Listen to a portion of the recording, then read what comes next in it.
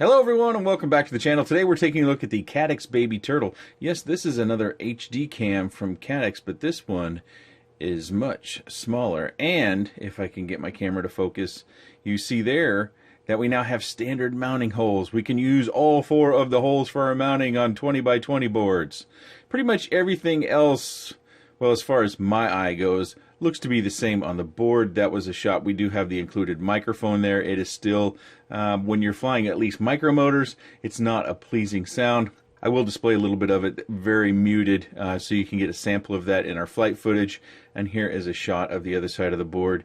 You see our SD card slot there and all the little resistors and diodes and things that make it go. It also comes with this adapter for larger mounting options, a control board to change your camera settings. Of course, we get a wiring harness to connect it. This is a little retainer to keep your SD card in the crash. Hex tool, a couple of screws for mounting and spares for the back of your camera, and of course a lens cap. I found that this SD card worked well. The original Caddx V2 weighs 14.2 grams. The Baby Turtle weighs just over 12 grams. If we add the mounting adapter, we get almost 13 grams. If we add the SD card retainer, we get just a touch over 13 grams. Looks like the Baby Turtle is just a little bit less long, coming in at 19 3/4 millimeters. The width of the camera is just over 15 1/4 millimeters. Height of the camera just a touch over 14 millimeters. So we've got a relatively cloudy day when we do the cover of the lens test, and it doesn't quickly adjust, but that's really not what this camera is about. This is a camera that is about doing the HD footage. So as you see, instead of covering the lens, I adjust my little microfiber cloth and I just kind of shade it from the sun to see how it responds there. And then I also do the typical things that I've been doing, which is to put the lens in the bright area, in this case, not necessarily the sun because it's kind of cloudy, and then flash it down into the garage, which doesn't have any sun inside of it, just to see how it responds in those lighting circumstances. Let's get into that flight footage because that's probably what you want to see the most. Sitting here on the ground, the tree is relatively steady, but you will see from time to time that that tree can move a little bit. There is a fair bit of wind, but I don't think there's much down low. You know, we have a lot of trees in our neighborhood and houses that help to block that stuff out. I did update the firmware after originally getting the camera, and you will see I see it in the top right hand corner of the video footage. There is a little bit of something going on up there. Those of you that are familiar with the Caddx Turtle cameras may recognize that it was much more predominant before the software update. I believe the date on that software is now August 16th, so they've been actively working on that. I expect there to be another iteration that come out because the iteration that Caddx last gave me helped a lot. That aberration was very strong, and it also was in all 4 corners. But we also don't have a full sun day, so a full sun day may bring that out more. And if you guys would like for me to go back and do this test again, or at least a flying portion of the test, I can certainly do that when I get some full sun, although the next 4 days is calling for partly cloudy, and well, the weatherman calls this partly cloudy, so I don't know what my chances of actually having a full sun day are in the course of the next week, but we'll have to kind of just wait that out. But again, if you would like to see the full sun day, I'm more than willing to do that, and I'll wait on a full sun day, and whenever it happens, hopefully I got time and I can bop out for, you know, a 4 or 5 minute flight, kind of cruise around the yard. And I like to do camera reviews out in the front. Many of the longtime subscribers, you've probably heard this a number of times before. I think it gives us more opportunities to see more things.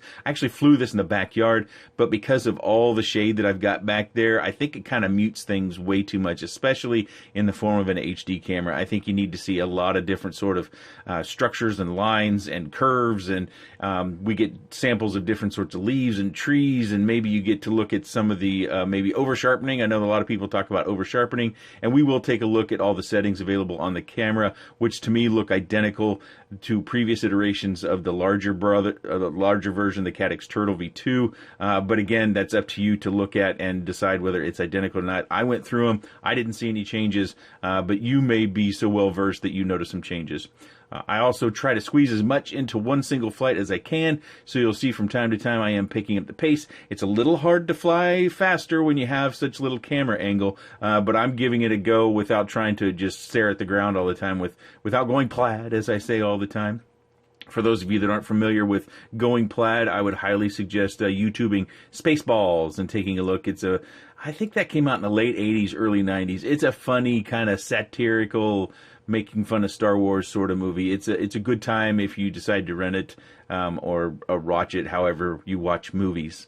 I'll also bop up there and look at this sky. You get to see all the clouds, some additional surfaces, some longer views, things of this nature. On the quad that I am flying, it did have the previous Caddx Turtle V2. That's why I chose it. I don't have a lot of these test rigs set up for all sorts of different cameras. I think I have one standard test rig set up pretty well. I've been using it sparingly just in my private time, just to kind of make sure that what I'm trying to do with camera testing is actually going to work out like I think it will. In this particular case, I just took one of my quads that I keep around that had an HD camera on it. I pulled it off and I put on the Caddx Turtle, or Caddx Baby Turtle, excuse me, and fly it around a little bit. This is the Rotorius Zoot, if you were curious. And with this camera, previously this weight, I believe, of this quad was 112 grams, and now it's down to 109 grams.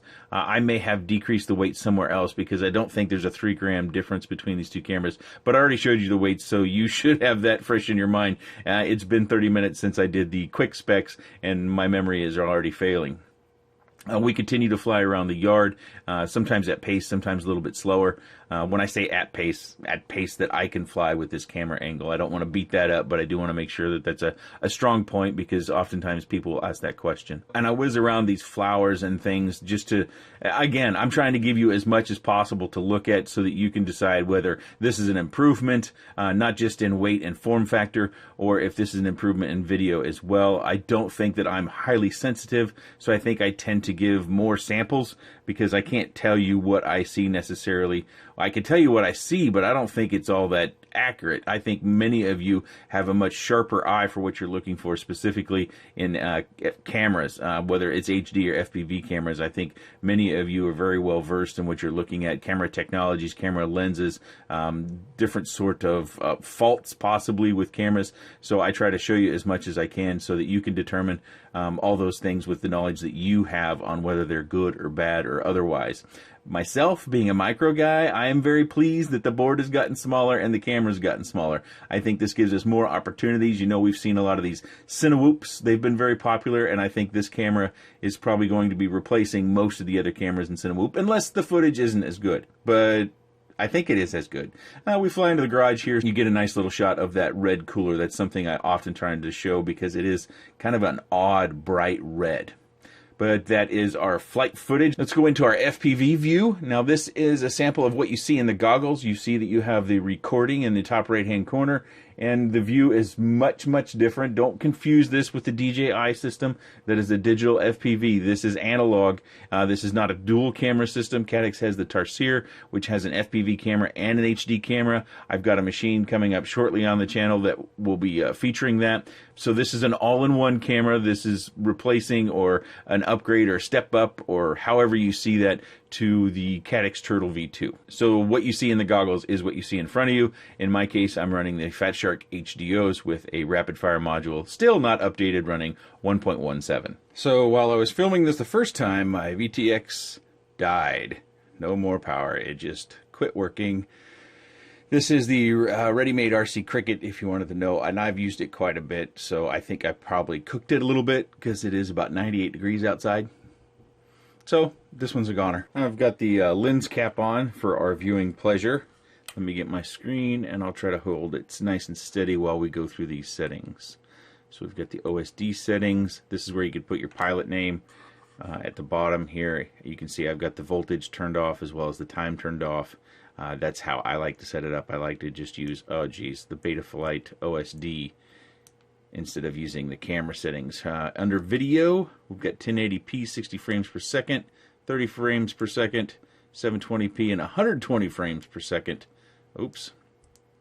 And then back to 1080p, 60 frames per second. Loop video I have off. That's where it would record continuously. Round and round, overriding previous footage. Auto record I did turn on, so that's kind of nice. Wide dynamic range is on. Camera settings, we've got Evo, which is your exposure, and we've got all the pluses and minuses all the way through that. You can see, oh geez, this little control board gives me fits. Oh, look at that. I got to go back up here again. And then we're back to the stock Evo. Metering mode is multi-spot center. FOV is high, medium, and narrow. Screen flip is on or off. Light frequency, and you can change that to your heart's desire. The image effect, saturation, sharpness, contrast, and brightness. Those are the default settings, and that is how I flew it. TV system, NTSC, or PAL, choose that to your need. And then the system settings I did want to show. In here, we've got auto boot, which is on. I wouldn't suggest changing that. You could format your SD card info. And then system info is one I wanted to show you. This is the firmware version I was running. I referred to it in the flight. The August 16th is the important part, the version 1.1. I don't find that the version number changes all that often. Then we have factory reset, of course, as well. Then we've got the TV ratio, 16:9. I'm already getting overheat warning. I better hurry up. And I'm back to there. Save and exit. Those are all the settings of the camera. What do you think of the baby turtle? How'd that footage look to you? Leave your comments in the section down below. That way Caddx can come along and get some feedback from all of you people that know cameras, know lenses. You're in the market for this, so it's probably best to leave as many comments as possible about your opinions of what you've seen so far. Again, if you would like to see some footage on a full sun day, I can sure do that, but make sure you note that down in the comment section. Don't presume I'll do that. Let's go ahead and affirm that with a comment down in the comment section. If you do have any comments, questions, suggestions, or otherwise, please let me know in the section down below. I appreciate your time, and thanks for watching.